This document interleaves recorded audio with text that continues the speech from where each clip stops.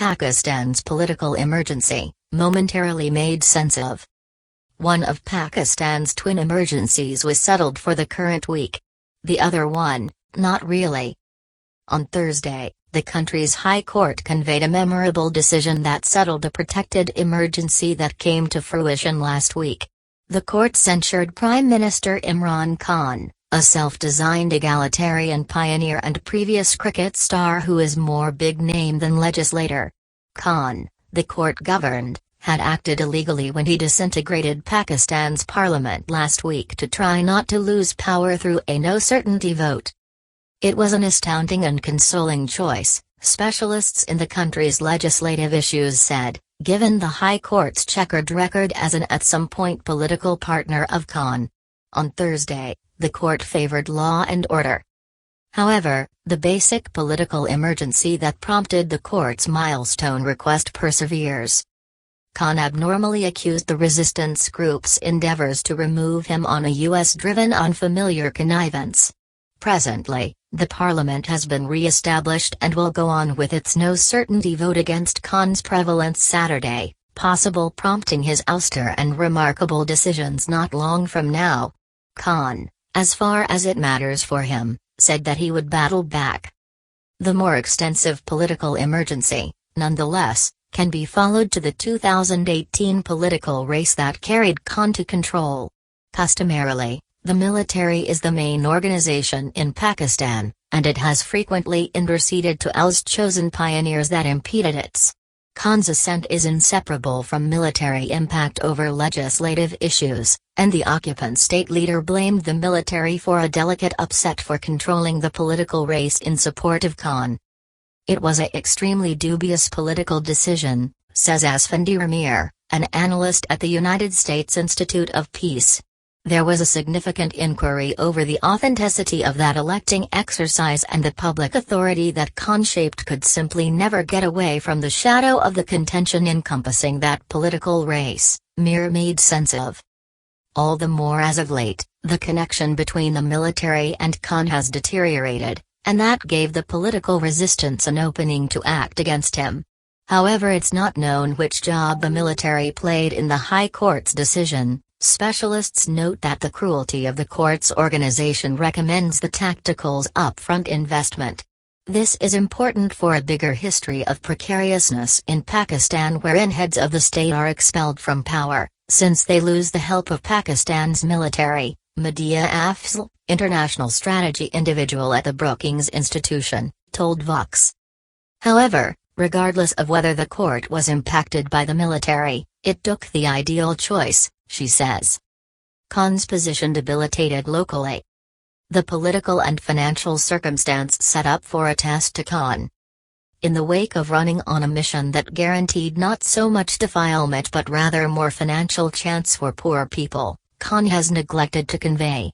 Expansion is climbing, joblessness is taking off, and a $1 billion program from the International Monetary Fund has not settled matters.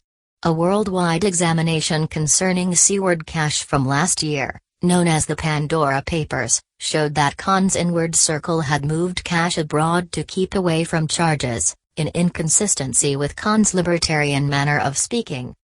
Khan managed an enemy of debasement which chase focusing on resistance groups. To be sure, the resistance groups, large numbers of them made out of dynastic initiative and families with old cash, are bad, and their endeavor to remove Khan should be visible as a transition to avoid further examination, Mir said. All things considered, that enemy of defilement exertion stopped the public authority administration. Also, it's essential for Khan's more extensive strongman-style way to deal with overseeing that has been inadequate. Since his beginning in legislative issues, Khan has relied upon the courts. Yasser Qureshi, a scientist in sacred regulation at the University of Oxford, says Khan has assembled his political remaining on sponsorship the legal executive. Imran Khan's political stage has been worked around an enemy of defilement populism, where he charges the political class for being bad, and over the most recent 15 years the High Court has been on a bench of law focusing on the political debasement of Pakistan's customary gatherings, he makes sense of. Khan has been the greatest ally of this law as it has approved and legitimized his legislative issues. Presently, the court seems to have betrayed him when the military has likewise lost confidence in Khan. With Imran Khan, I believe that the issue for him is that at the present time, he has no institutional arrangements that he can truly go to, says Qureshi. Khan's relationship with the U.S. has likewise cooled. Pakistan is an atomic outfitted country with a populace of 220 million, it has assembled the sixth biggest military on the planet, and has clout as an innovator in the Islamic world. A long-lasting member in the U.S. battle on psychological oppression, Pakistan has likewise been a tangled accomplice, condemned for now and again abetting the Taliban. Khan was chosen in 2018, and that's what Mir says. 2 years in, the tactical's relationship to him started to cool. Khan fought with the military boss over international strategy issues, and the tactical considered Khan's unfortunate administration to be a responsibility. Last year, Khan's deferrals in approving another knowledge boss provoked hypothesis of more splits between the two. President Joe Biden didn't telephone Khan in his underlying days in office, however he called the head of India, Pakistan's main opponent. The Biden organization's brush-off to Imran Khan annoyed him, said Afzal. Pakistan has quite recently tumbled off a smidgen of the radar concerning significant level commitment. Khan's public informing as a strongman has to some degree been liable for disturbing the relationship with the U.S., and likewise, his relationship with the Pakistani military, which needs to be nearer to the U.S. Most as of late, that chill was communicated by Khan's choice to remain nonpartisan in Russia's conflict on Ukraine. Khan visited Moscow simply ahead of Russia's intrusion. Furthermore, presently, he's gone to allegations of intrigue, that the resistance's stand against him is fabricated by the U.S. The starting points of Khan's combustible cases seem, by all accounts, to be a strategic link that Pakistan's envoy to Washington sent home last month after a gathering with senior State Department official Donald Lu. Anything reactions Lu might have conveyed about Pakistan's international strategy, Khan's understanding of the notice has obviously been dramatically overemphasized. With regards to those charges, there is no reality to them, State Department Representative Ned Price said the week before. It's an open inquiry whether his contention will reverberate among a Pakistani people who is dubious of the United States. One gathering it's possible not resounding with Pakistan's strong military. Khan is condemning of the United States to a point that makes the military anxious, said Shamila Chaudhry, a specialist at the New America think tank. The manner in which he's discussing the United States is keeping the U.S. relationship with Pakistan from being fixed, and it should be fixed. In the meantime, the Biden organization's spotlight in Asia has been on extraordinary power contest with China and two public safety emergencies, the Afghanistan withdrawal and Russia's Ukraine intrusion. The messy withdrawal of U.S. powers from Afghanistan facilitated the distinction among Washington and Islamabad, as per Chaudhry, and further furious Pakistan's administration. Robin Raffel, a previous representative who filled in as a senior South Asia official in the State Department from 1993 to 1997, depicted Biden's standpoint to Pakistan as a non-approach. "I'm a representative, and I accept you get more with honey than vinegar," she said. It would have been more than worth the effort for the president to require 5 minutes to call Imran Khan. The U.S. sent its top State Department official for common liberties, Uzra Zaya, to the Organization of Islamic Countries' highest point in Pakistan last month. Zaya likewise met with the country's unfamiliar priest and senior authorities, as the two nations praised the 75th commemoration of political relations.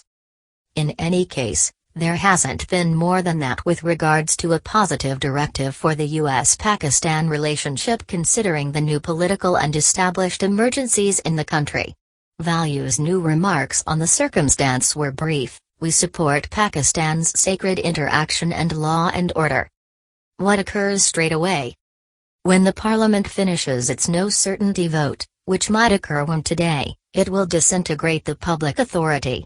The country's discretionary bonus will then supervise a guardian government that will probably be going by the head of the resistance, Shahbaz Sharif.